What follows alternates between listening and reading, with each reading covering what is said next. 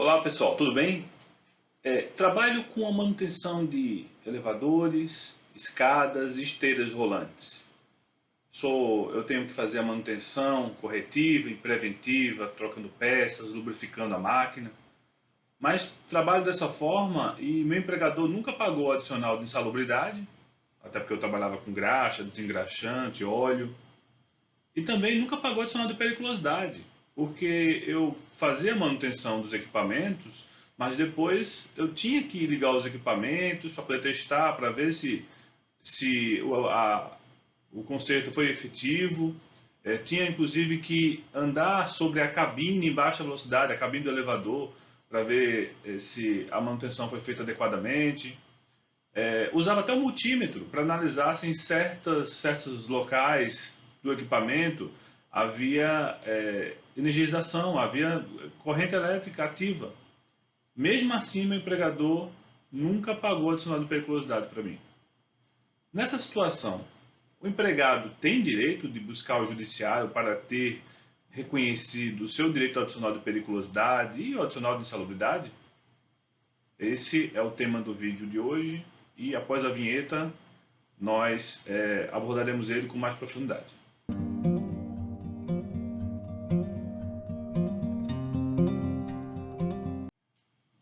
Incontáveis empresas que trabalham explorando a atividade de manutenção de elevadores, esteiras e escadas rolantes se beneficiam de o que eu acredito ser uma espécie de falha que tem na CLT, né, na consolidação das leis do trabalho, com relação à possibilidade do pagamento do adicional de periculosidade e insalubridade, está condicionada sempre à realização de uma perícia técnica pelo judiciário.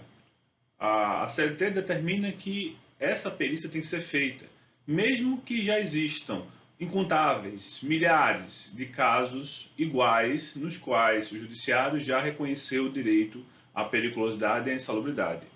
Por causa desse detalhe previsto na lei, os trabalhadores acabam sendo obrigados a constantemente entrar com ações judiciais para que um direito amplamente já reconhecido, inclusive pelo Tribunal Superior do Trabalho e de forma unânime todos os outros tribunais regionais do trabalho do Brasil, eles já reconheceram o direito adicional de periculosidade e insalubridade, por exemplo.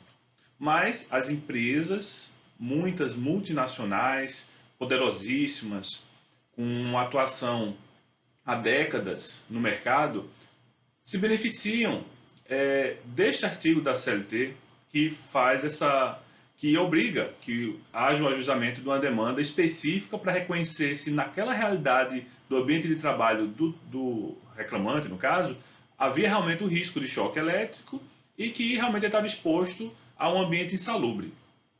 Mesmo ela tendo conhecimento, por óbvio, de que a atividade dela não foi alterada durante as décadas que ela explora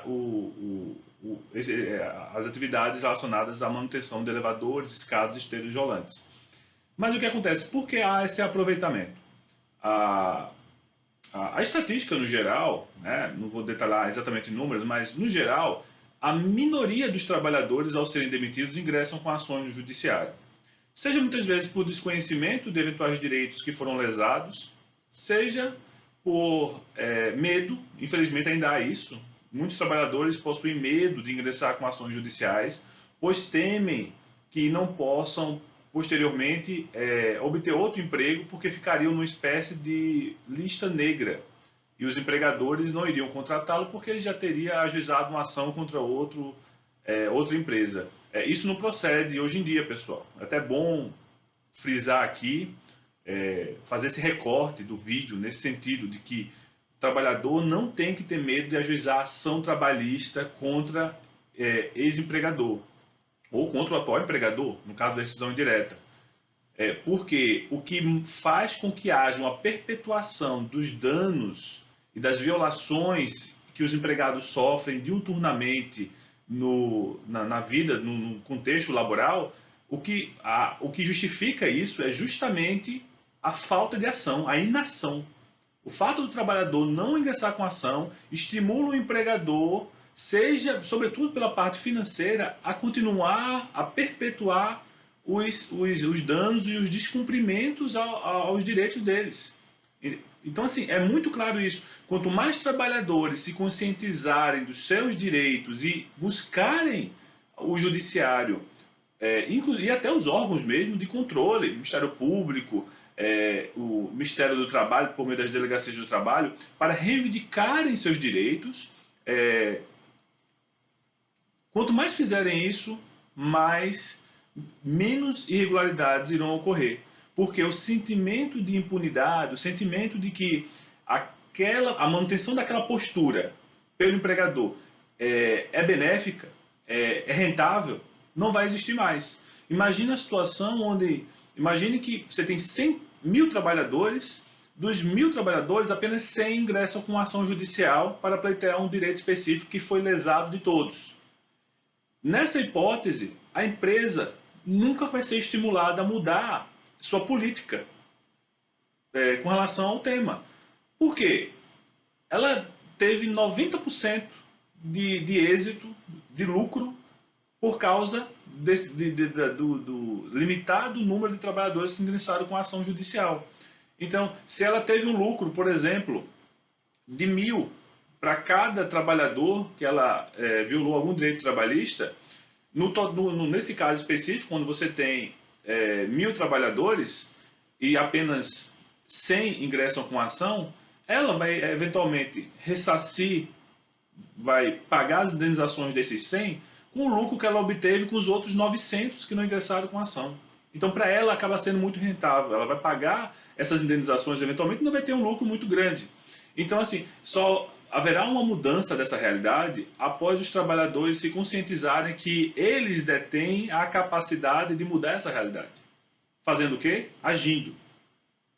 E é óbvio, né? Muitos não agem por falta de informação. Né? Inclusive, o foco do canal é dar informação para os trabalhadores para que eles se apoderem novamente dessa capacidade de entender que eles são os agentes transformadores dessa realidade que nós vivemos.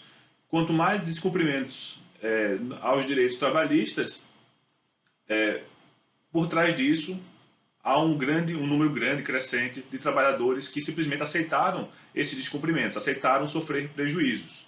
E isso não se faz. Né? Eu sempre falo com meus clientes, né, para não fazerem caridade para rico. Então, se vocês têm direitos, vocês têm verbas a pleitearem no judiciário, busquem essas verbas, corram atrás dos seus direitos, porque só vocês podem mudar a realidade que vocês se encontram.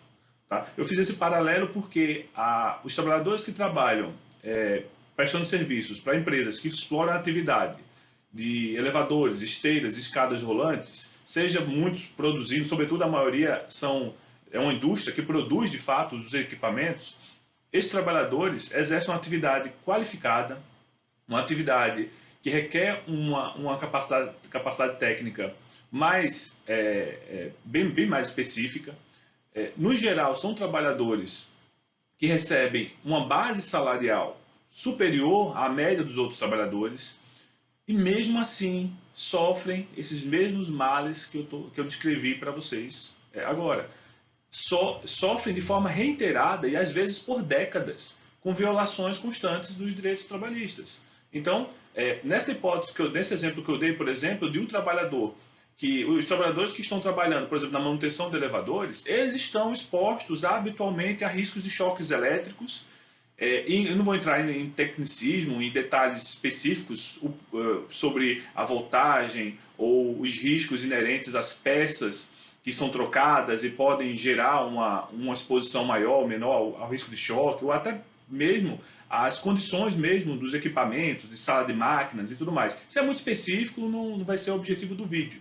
Eu só quero que entendam o seguinte: existem trabalhadores que têm essa função de fazer a manutenção preventiva, corretiva e até a instalação mesmo de elevadores, e que há, por óbvio, uma exposição a riscos de choques elétricos, inclusive na própria imprensa, recheada de casos de queda de elevador que levou o trabalhador à morte, e inclusive choques elétricos que ceifaram a vida de diversos trabalhadores. Então eu não quero entrar nesse mérito. É só para vocês entenderem, sobretudo trabalhadores que nem são dessa área, de que até hoje, em diversos estados do país, Empregados que trabalham na manutenção de elevadores, esteiras, escadas rolantes, não recebem adicional de periculosidade, porque as empresas preferem ter o maior lucro possível e apenas e eventualmente pagar as indenizações após diversos recursos e impugnações infundadas para os tribunais superiores, e apenas após isso pagar as indenizações para os empregados. E como a maior parte desses empregados não ingressam com as demandas, esse lucro dela é evidente. E tem outro ponto: muitos trabalhadores trabalham nessas empresas porque exige uma qualificação diferenciada deles. Muitos trabalhadores atuam nessas empresas há décadas. São 20, 30 anos, alguns casos 40 anos de trabalho. Imagina a situação onde o empregado ele passa 40 anos sem receber periculosidade, que é 30% da remuneração do empregado, sobretudo anteriormente a 2012, 30% de todas as verbas salariais que o empregado teria direito. Ele deixou de receber isso durante 40 anos, às vezes. 30%. Além disso, também há o direito à insalubridade, que, de acordo com seus graus, a insalubridade pode ser de 10%, de 20% ou até 40% do salário mínimo, que aí a base aí já é o salário mínimo, não é o salário dele contratual, por decisão do STF e corroborada pela jurisprudência do Tribunal Superior do Trabalho. Então, imagine essa situação, imagine o nível de prejuízo que esses empregados não sofreram. Quando eles, mas ao saírem da empresa, eles podem ingressar com a ação e tudo está resolvido. Não, pessoal, não está resolvido. Quando ele ingressar com a ação após ser demitido pela empresa, ele só pode pleitear os últimos 5 anos de periculosidade e insalubridade perdidos.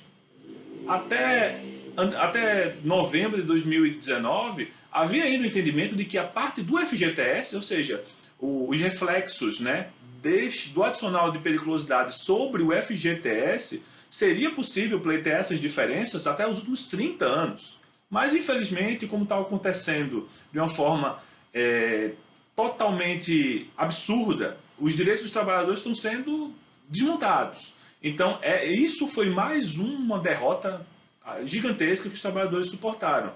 Foi que o STF estabeleceu que o prazo prescricional de 30 anos, que era específico para o FGTS, ele não é compatível com a Constituição, e estabeleceu que o prazo que deve ser aplicado é o prazo de 5 anos. E com isso, apenas houve uma consolidação dessa violação gravíssima em benefício de empresas multinacionais, empresas riquíssimas, que, às custas dos trabalhadores honestos, né, enriquecem cada vez mais. Então, assim, essa consciência tem que ficar de todos. Não importa que esteja trabalhando, não importa que tenha acabado de ser demitido. O trabalhador tem um compromisso de reivindicar os seus direitos, até para poder ajudar os outros empregados, os que vão futuramente trabalhar nessas empresas e os que ainda estão trabalhando nela. Porque só quando as empresas perceberem que o prejuízo que elas terão ou estão tendo em demandas judiciais é maior do que o lucro que elas estão tendo ao continuar violando os direitos dos trabalhadores, só quando isso acontecer é que elas vão mudar a política de vilipêndio, né, de violações, de desrespeito constante aos direitos dos empregados. Então, assim, esse tem que ser o grande norte que deve ser seguido. Os empregados que trabalham nesse tipo de atividade que eu estou relatando precisam ter essa consciência. Muitos não têm. Infelizmente, muitos sindicatos de muitas regiões do país não cumprem seu dever constitucional, seu dever legal de realmente reivindicar os direitos dos trabalhadores. Outros, em outros estados, realmente cumprem esse dever. Então, você tem estados da federação, salvo engano, São Paulo, que você teve uma atuação firme do sindicato, que você já tem um acordo coletivo no qual um acordo ou uma convenção coletiva, dependendo da amplitude, no qual, no caso aí um acordo, porque é vinculado a uma empresa específica, que no qual ficou estabelecido que determinada empresa se comprometeria a pagar o adicional de periculosidade e insalubridade aos trabalhadores. Nessa hipótese, por exemplo, você viu que a atuação foi efetiva, mas infelizmente apenas vincula uma empresa específica, as outras ainda podem, não aderindo, seguirem na estratégia de tentar inibir as ações judiciais por meio de recursos fidáveis e o máximo possível de instrumentos jurídicos serão sendo utilizados para poder retardar o cumprimento dessas obrigações legais. Então, assim, e paralelo a isso também, já vou fazer um parênteses para explicar que eu falei adicional de periculosidade e adicional de insalubridade. De fato, existem diversas atividades no mundo que o trabalhador, ao exercê-las, ao desempenhá-las, está exposto a dois agentes nocivos à sua saúde. Um é nocivo diretamente à sua vida. Então, havendo apenas um evento de exposição a um choque elétrico, o trabalhador pode perder a vida instantaneamente. Por isso que o adicional de periculosidade ele é pago não de acordo com níveis de risco, é de acordo com o risco. Como for comprovado que existe o risco, é pago o adicional de periculosidade, como eu já falei, 30% da remuneração do empregado. Só que a mesma atividade, como essa que eu falei de manutenção de elevadores, esteiras rolantes, escadas rolantes, essa atividade há a concomitância, ou seja, há a junção dos dois riscos imediatos. O risco à vida iminente, que é no caso da periculosidade, e o risco à saúde, que é progressivo, que ele vai... A saúde do trabalhador, quando é exposta a agentes nocivos, ela vai se deteriorando com o tempo. Então imagine um trabalhador que ficou exposto a óleo, graxa, desengraxante, entre diversos outros produtos químicos durante décadas. É óbvio que isso aí vai ter uma influência muito negativa na vida do trabalhador. É óbvio que isso pode acarretar doenças no futuro, inclusive até câncer, dependendo das circunstâncias. Então, é muito importante nessas demandas, e no geral os advogados qualificados fazem isso, eles sempre analisam que existem dois fatores de risco, e embora a CLT, né, a Consolidação das Leis do Trabalho, estabeleça que não pode haver o deferimento, ou seja, não pode ser concedido os dois adicionais ao mesmo tempo, o juiz efetivamente vai designar um perito e esse perito vai analisar se o ambiente realmente era periculoso e insalubre. Ele vai analisar, analisando que eram os dois, o juiz vai oportunizar ao autor da ação, o reclamante, escolher por qual adicional é mais vantajoso para ele. Aquele trabalhador que recebe acima do salário mínimo, né, tem uma base salarial superior, acontece no pessoal que trabalha com elevadores, como eu falei, o pessoal que tem esses salários acima do mínimo vai receber, geralmente vai optar pela adicional de periculosidade, porque a base dele é a remuneração como um todo. Já a insalubridade, a base dela é o salário mínimo. Já os trabalhadores que recebem o mínimo ou pouco acima do mínimo vão optar por adicional de insalubridade, desde que o perito tenha reconhecido que a insalubridade é em grau máximo, 40%. Porque aí os 40%, por óbvio, vão ser superiores aos 30%, né? Já que a base seria quase a mesma, né? O adicional seria sobre o salário mínimo. Então, assim, mas mesmo nessas hipóteses onde há essa diferenciação dos adicionais, um advogado diligente ele vai requerer os dois adicionais, mesmo sabendo que o seu cliente tem direito, tem uma base salarial muito superior. Por quê? Porque o tempo de ambiente insalubre, o tempo de trabalho em ambiente insalubre é um tempo especial, é um tempo que, para o direito previdenciário, para a concessão de aposentadoria, deve ser considerado, e isso é essencial para que aquele empregado precise de menos tempo para poder se aposentar, porque o tempo, um ano exposto a um ambiente insalubre, vale muito mais, né, 40% a mais do que o mesmo um ano de exposição da pessoa no ambiente normal, sem ser insalubre. Então, havendo o reconhecimento judicial por meio de um laudo, e inclusive até por meio da sentença judicial, de que o trabalhador estava exposto a ambiente insalubre, ele pode utilizar desses elementos para que no judiciário, numa eventual demanda previdenciária, tente obter a redução do seu tempo de serviço real para que o cálculo do tempo fictício como um todo seja suficiente para ele se aposentar, sem que ele precise passar mais de uma década, muitas vezes, trabalhando para poder conseguir obter esse benefício. Por isso a importância de você pedir também o adicional de insalubridade nessas demandas que envolvem o acúmulo dos dois adicionais. Tá? Inclusive também, do meu ponto de vista, é minha corrente, eu acredito que é inconstitucional o artigo da CLT que determina que não é possível acumular os adicionais. Porque, por óbvio, a própria Constituição tem uma base, né, que ela fala sobre o que o poder público deveria estabelecer até o próprio adicional de penosidade. Né? Seria uma situação que geraria um adicional que tem uma correlação muito importante com o contexto geral dos riscos à saúde, à vida do trabalhador. E se a própria Constituição estabelece essa possibilidade de haver esse adicional, que nunca foi regulamentado, infelizmente, não é lógico que haja essa vedação da CLT. E, além disso, existem normas internacionais, tratados internacionais que são recebidos pelo ordenamento jurídico nacional como normas de caráter supralegal, ou seja, um caráter hierárquico superior à própria CLT, que estabelecem, sim, que há um direito dos trabalhadores de receber os adicionais cumulativamente, porque estão expostos cumulativamente a riscos à sua vida, diretamente, um choque elétrico, por exemplo, uma explosão, e também à sua saúde, que está progressivamente sendo deteriorada pelo aquele ambiente de trabalho.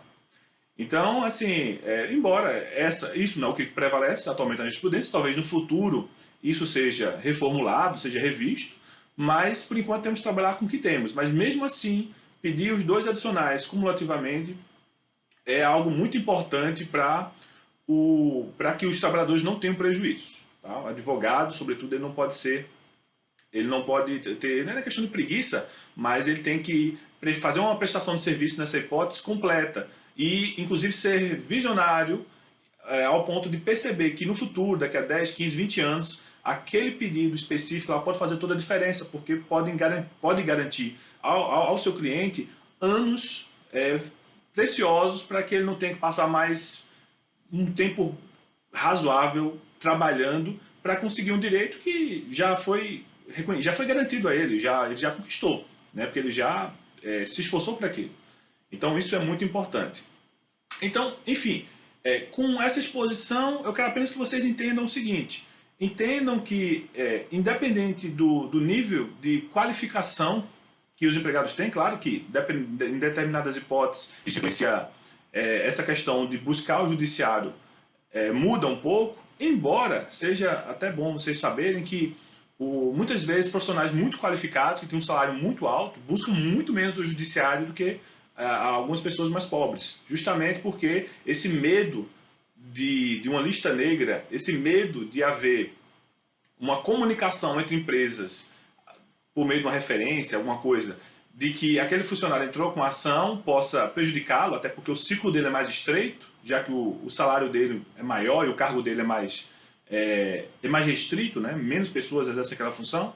Então, assim, esse medo faz com que esses empregados também ingressem pouco com a ação. Então, isso atinge bastante. Seja um empregado que tem muita informação, mas faz parte de um grupo muito seleto, seja um empregado que é muito mais humilde e não teve a oportunidade de estudar, realmente de obter informações e acaba ficando com medo de histórias, né, que são contadas. Inclusive, muitas vezes até ameaças. Né, um empregador, um gerente, qualquer coisa, faz ameaças indiretas, né, veladas, e o empregado, muitas vezes humilde, então, acaba tendo receio também e não ingressa com a ação.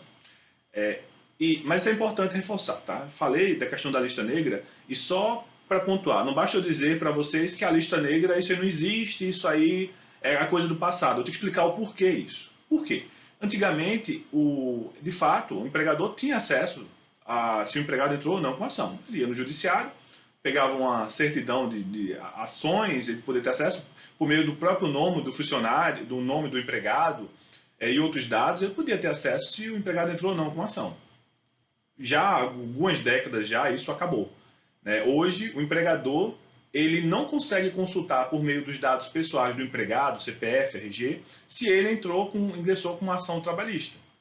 Não tem acesso, não tem essa possibilidade se ele entrou com ação trabalhista. Então, com isso, ele só teria a possibilidade de consultar se ele tivesse acesso ao número do processo. Então, é bem importante vocês terem isso em mente lá para não ter esse medo. Né? O próprio judiciário gera esses bloqueios para poder evitar que tenha a chamada lista negra.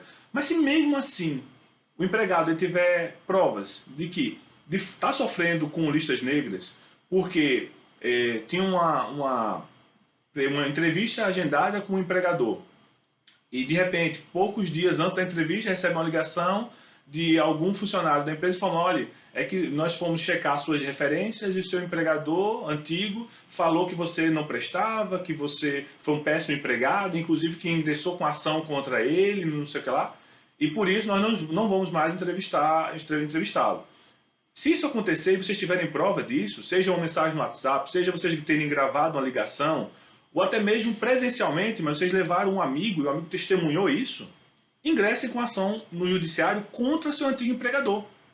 Uma nova ação, porque mesmo que vocês tenham entrado com a ação anterior contra ele, que está tramitando, esse novo ato dele, mesmo sendo posterior ao contrato de trabalho, ele tem correlação com o contrato de trabalho. Ele é um desdobramento do contrato de trabalho. Vocês nunca teriam a honra de vocês violada se não tivessem sido empregados desse empregador. Então vocês podem ingressar com ação específica requerendo indenização por danos morais contra esse empregador que está indevidamente difamando vocês, né, no ambiente de trabalho, né, perante outros empregadores, prejudicando até a reinserção de vocês no mercado de trabalho e, sobretudo, em retaliação ao fato de vocês terem ajuizado uma demanda trabalhista contra eles. Então, assim, isso é muito importante. Não existe resposta pronta, não existe nada preto no branco, não. Não é porque acontecer tal coisa, vai ser tal coisa, não. Vocês tendo prova, qualquer violação que o empregador pratique contra os seus direitos, ele pode responder. Inclusive o tratamento dispensado. Xingar o empregado ou ficar ofendendo o empregado para terceiros, e isso realmente, vocês tiverem provas, vierem ao conhecimento de vocês podem ingressar com ação sim, mesmo posteriormente ao contrato de trabalho, e mesmo já tendo ajuizado uma ação anteriormente. Será mais uma ação com um novo fundamento, uma nova causa de pedido. Tá ok? Então, assim, é bom fiquem bem esclarecidos sobre esses pontos. Porque, de fato, não é clichê, o poder está na mão de vocês.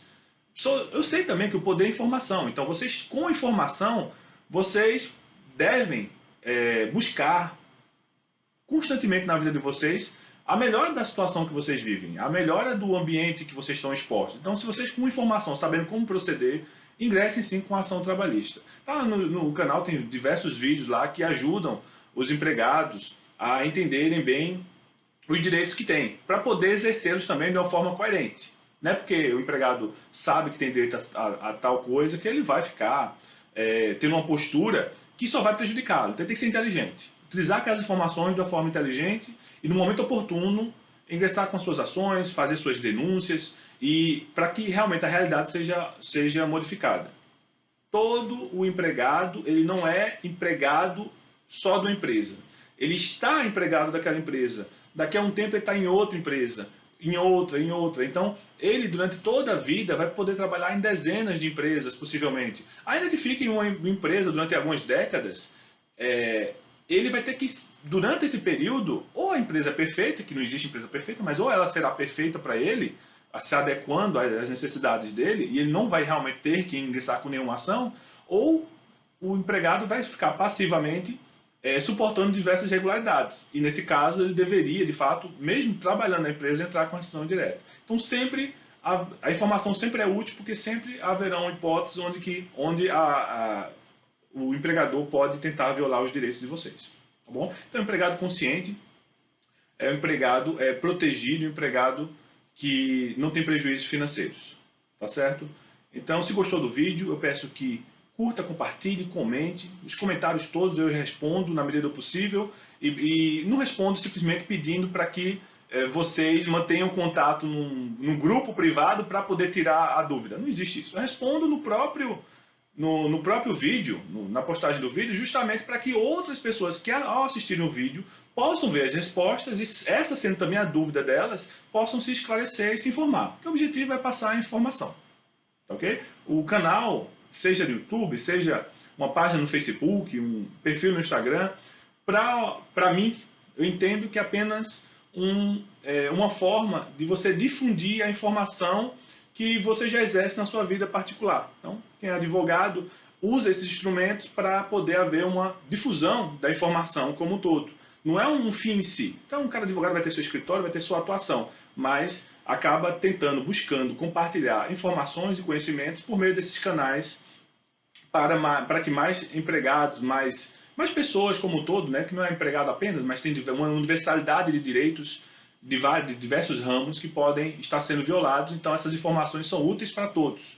Então esses canais servem para isso, para poder disseminar a informação. Porque quanto mais pessoas instruídas e conscientes dos seus direitos, melhor o país será, melhor seremos como nação, como povo, e melhor cidadãos nós seremos nesse país. Tá ok? Então até mais, obrigado e fui.